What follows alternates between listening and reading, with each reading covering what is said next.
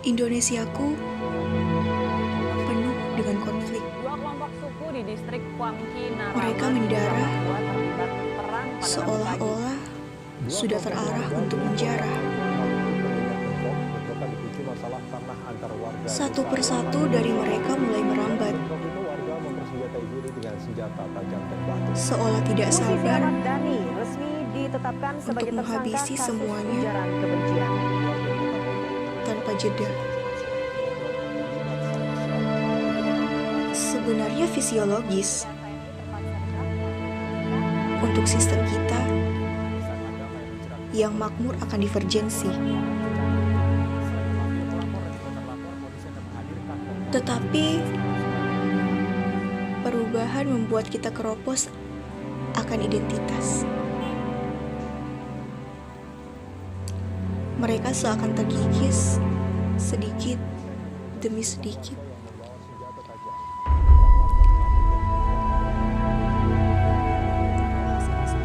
Setitik konflik tanpa perubahan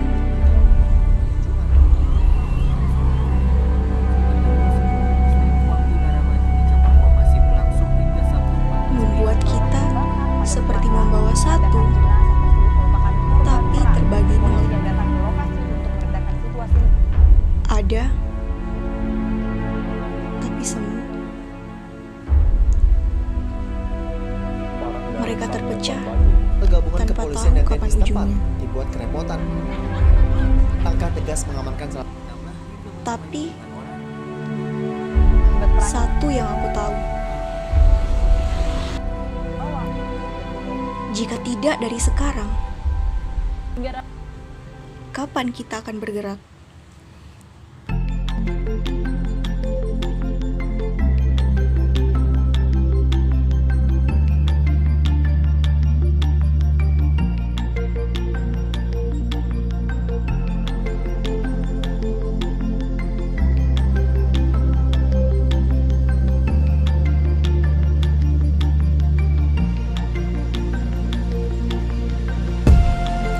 Indonesia itu kaya dengan budaya,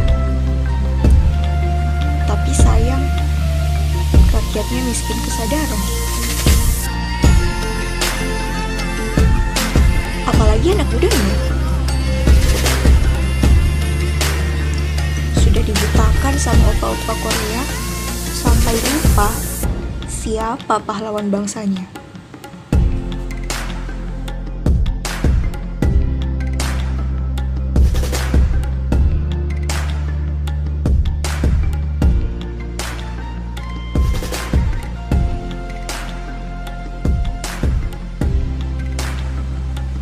Mereka semua lebih senang Blackpink dibandingkan tarian kuda lumping.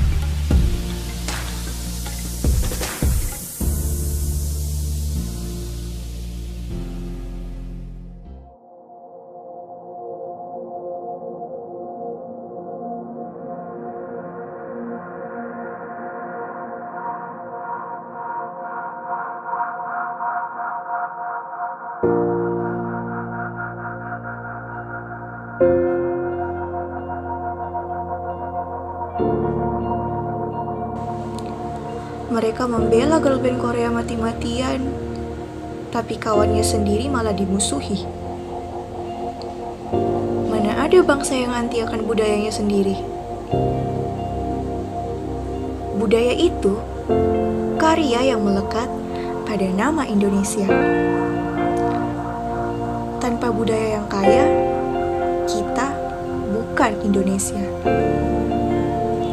Suka Korea, Barat, India, atau Arab? Ya, boleh-boleh saja sih. Tapi Indonesia tetap yang pertama ya.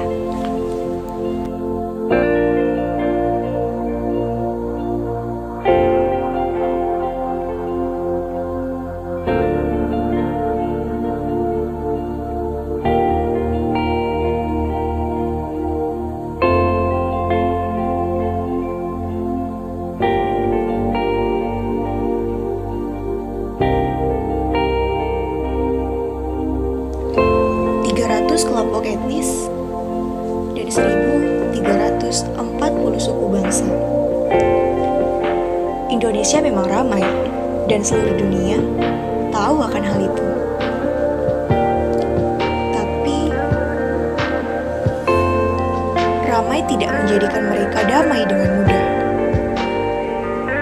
Ingat kan, konflik itu ada karena perbedaan. Perselisihan sudah jadi makanan sehari-hari.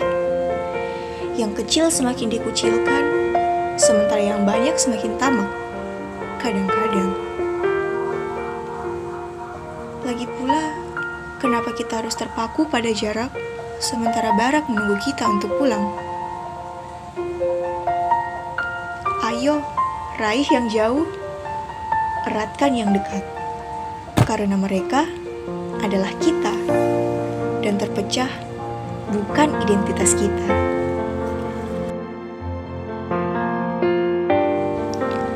Bahasa itu tulang punggung komunikasi. Komunikasi itu jembatan antar koneksi. Tanpa koneksi, Sabang dan Merauke akan jadi milik siapa? Indonesia dikenal akan beragam bahasa daerah dan juga bahasa Indonesia. Tapi anak muda zaman now kayaknya lebih suka pakai English argot tonyo-ngaseo gitu. Lupa sama bahasanya sendiri. Padahal bahasa Indonesia itu bisa menyatukan yang jauh dan mendekatkan yang dekat. Membuat kita mengerti hal-hal yang tadinya luput dari pemahaman. Bahasa Indonesia itu pemersatu tanpa pamrih.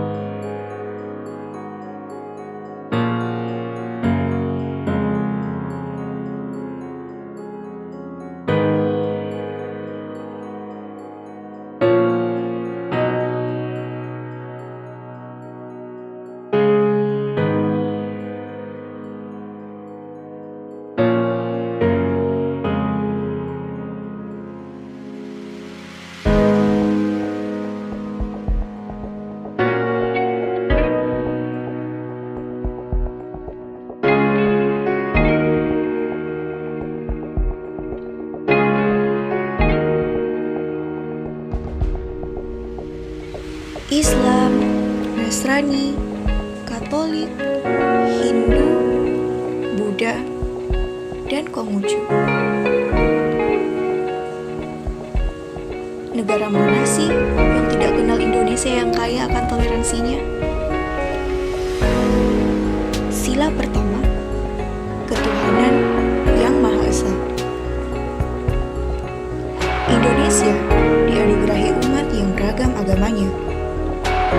Beda tempat ibadah bukan penghalang untuk tetap bergandengan.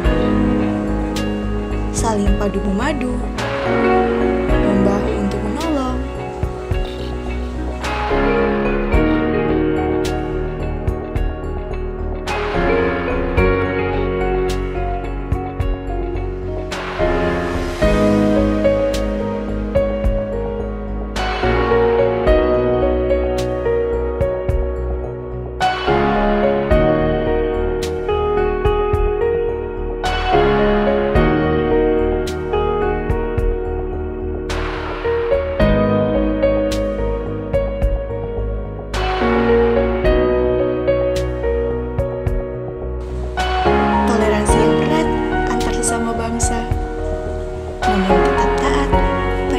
peran masing-masing.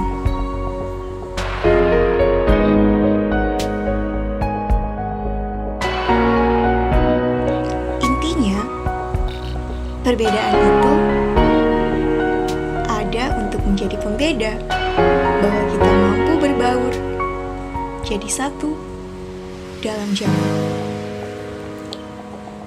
Kita kaya akan budaya, saling memangku dalam macam-macam suku, beragam agama warganya, tetapi disatukan oleh satu bahasa nasional. Kita dikenal sebagai Indonesia dengan identitas-identitas itu.